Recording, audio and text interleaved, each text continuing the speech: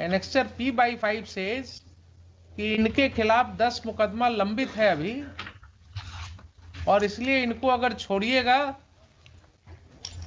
तो फिर से ये इन्वॉल्व हो सकते हैं क्राइम में। 24 साल से ये व्यक्ति जेल में है। आपके एसएसपी को क्या इंफॉर्मेशन है कि ये 24 साल के बाद जेल से निकल करके फिर से क्राइम में इन्वॉल्व हो सकते हैं? लिख दिया। ये तो किसी भी व्यक्ति के बारे में वैसे भी बोला जा सकता है। जब सकने वाली क्रिया में आप जाइएगा, नहीं, since there is 10 cases pending and the tender age of his Mr. belonged Sharma, 10 cases as under trial prisoner. under trial, therefore Presumption will be of innocence. there is possibility to influence the evidences. Very good, very good. So you are not visiting the jail premises. सुनिए, P6 milord. सुनिए, jail premises आपने नहीं visit किया है ना? We are visiting the jail premises. Only 2 days back I have visited the central jail, this Khudiram Bose Central Jail at Muzaffarpur. 2 days back only. And my observation was that even the convicts who were facing life imprisonments, they were behaving so cordially and in a disciplined manner. जितने discipline के साथ वो वहां थे, जितनी समझदारी से वो कॉर्डियली इंटरेक्ट कर रहे थे मेरे से, वो यही दिखाता था कि they are also member of the civilised society. They must have fallen prey to the circumstances. और सुनिए, उसमें हमने देखा 23 जुवेनाइल्स रिपोर्ट हुए जेल में, जिनका केसेस मैं एग्जामिन करवा रहा हूं अभी। एंड एक बच्चे ने ये कंप्लेंट किया कि साहब, how after arresting me I have been brutally assaulted. And उसका फोटोग्राफ्स मैंने निकलवाया जेल सुपरिटेंडेंट से। Then his complaint was lost. All these happened in presence of the SSP and jail superintendent. 2 दिन पहले की घटना आपको बता रहा हूं। तो आप जितनी आसानी से क्रिमिनल समझ लेते हैं लोगों को।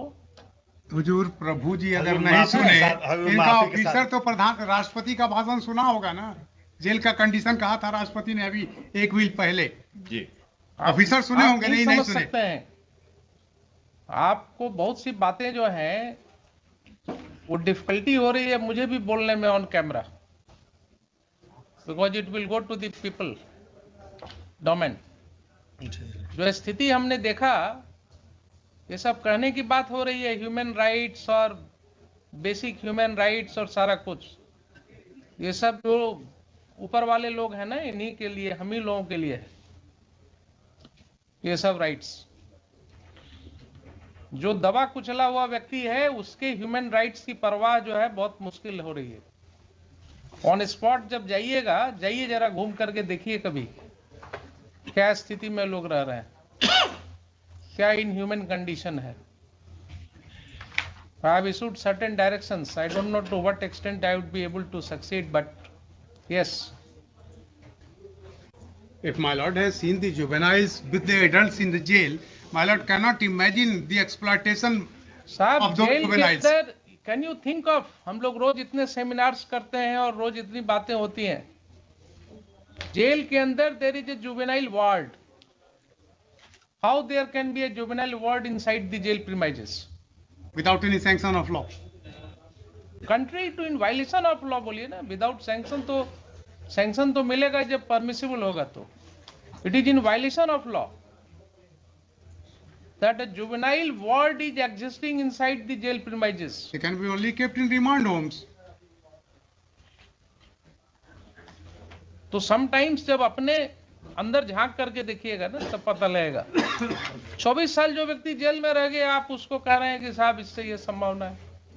एक प्रश्न और उठेगा कि जब ये एक वापस प्रश्न और उठेगा, इस बीच में उस सब केस का ट्रायल क्यों नहीं करा दिए?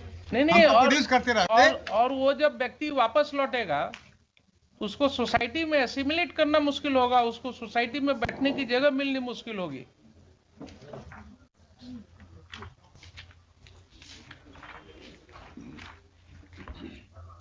पढ़िए, बहुत बहुत सी किताबें हैं इस पर research. When the prisoners come home, When the prisoners come home एक बुक ही है, काफी दर्दनाक कहानियां आपको उसमें मिलेंगी कि जब वो लौटते हैं प्रिजन के बाद इतने साल की सजा भोग करके, देयर आफ्टर उनको क्या क्या फेस करना होता है अपनी ही सोसाइटी में। इसलिए अपने ऑफिसर्स को कहिए थोड़ा दया दिखाने की जरूरत नहीं है, लेकिन कानून के ऊपर जो है अपने आप को मत रखें। इस तरह का अनमाइंडफुल लेटर जाएगा और उस पर रेमिशन बोर्ड के कितने सदस्य होते हैं उसमें? उसमें है जो 6 सदस्य हैं। 6 सदस्य हैं। होम सेक्रेटरी हैं, लॉ ये सारे सेक्रेटरी होम हैं, सेक्रेटरी एंड अदर कंसेशन सदस्य जज जो पटना हैं, हैं। इनको अपनी दिमाग लगाने की जरूरत नहीं है क्या? किन्हीं एक को हुजूर ने आज बुलाया था। सब लोग बड़े ही हैं।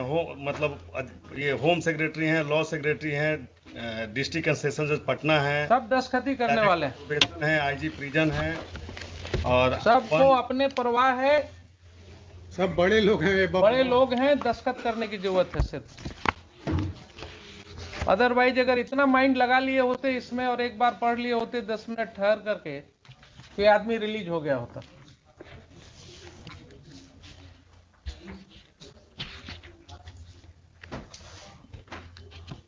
जो एपेक्स कोर्ट का जजमेंट है उसका पैराग्राफ 11 हुजूर देख लिया जाएगा जरा, उसमें देखिए जजमेंट बाद में जरूरत पड़ती है, केस के पहले तो फैक्ट्स पर अपना माइंड अप्लाई कीजिए ना।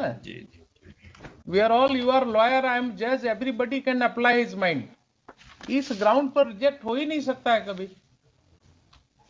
और दूसरा बात, हम हजूर एक बात ओवरऑल कह रहे हैं हजूर कि आजकल कोई भी पिटीशन में सब्जेक्ट टू सम एक्सेप्शन इतना पिटीशन है, किसी में न तो ट्रायल कोर्ट का जजमेंट लगाते हैं लोग, न तो अपीलेट कोर्ट का लगाते हैं। कुछ पता ही नहीं चलता है कि एलिगेशन क्या है, मैनर ऑफ क्राइम क्या है, ट्रायल मैनर ऑफ क्राइम क्या है। हुआ जेल में जो आदमी रह रहा है उसके परिवार को पता तक नहीं रहता है कि लेकिन रिमिशन के केस में हजूर हम पहले हर एक पिटीशन में हजूर जजमेंट लगाया जाता था, unless and until there is judgment my lord, the manner of crime my lord and manner of. बात नहीं सुन रहे हैं जी हजूर, आप बोल रहे हैं, बहुत अच्छा लग रहा है जी हजूर, लेकिन मेरा अनुभव जो है वो इनको सपोर्ट कर रहा है हजूर। एक हम अपना अनुभव बताएं हजूर। मुझे जेल में ऐसी औरतें मिली, महिलाएं मिली जी हजूर, जिन्होंने रोते हुए कहा कि साहब मेरे घर से कोई देखने अब हमको नहीं आता है, हमको कोई मिलने नहीं आता है, और हमको भी मालूम नहीं है कि हमारा केस क्या है, कहाँ है, किस हालत में।